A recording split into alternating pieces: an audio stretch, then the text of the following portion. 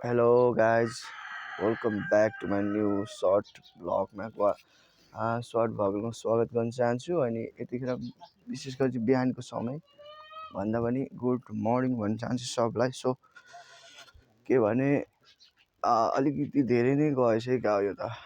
So धेरै नै पुरै जिउै देखिन थाल्यो जस्तो छ। त्यही पनि so it's I trying to start vlogging that is my new generation new journey and so मेरो घरमा चाहिँ सबैजना स्कुल जान तयारी गरिराख्नु भएको छ हैन।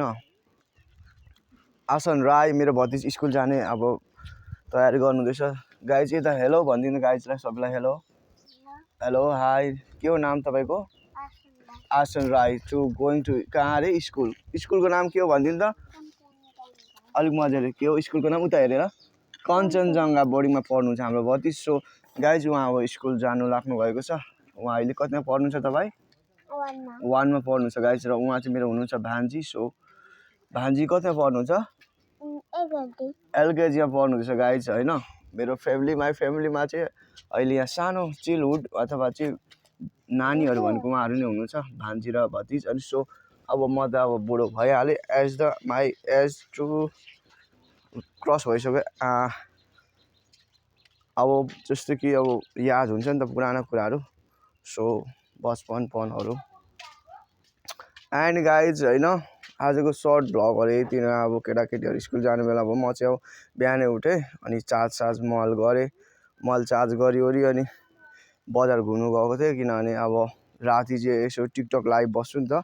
टिकटक लाइभ बसेर सुत्दाखेरि चाहिँ अनि मल अब चार्ज टिकटक लाइभ चाहिँ बस्दा बस्दा चार्ज सकिन्छ। सो बिहान भ्लग बनाउनु मन त हुन्छ तर भ्लग बनाउनुलाई चार्ज हुँदैन। अनि एकछिन घुमेर आउँदाखेरि ठ्याक्क चार्ज भयो अहिले। अनि चार्ज भएर भ्लग स्टार्ट गरेको छु।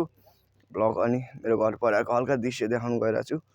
काठे घर इज माई होम लोकल मेरो दरबार ढ्यान्डान। अनि छिमेकतिर देख्न सक्नुहुन्छ ढ्यान्डान हरियाली पुरा ढ्यान्डान।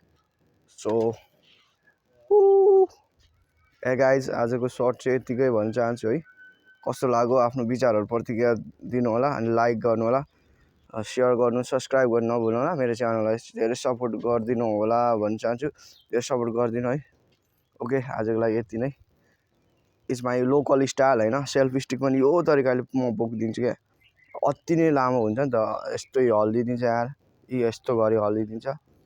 सो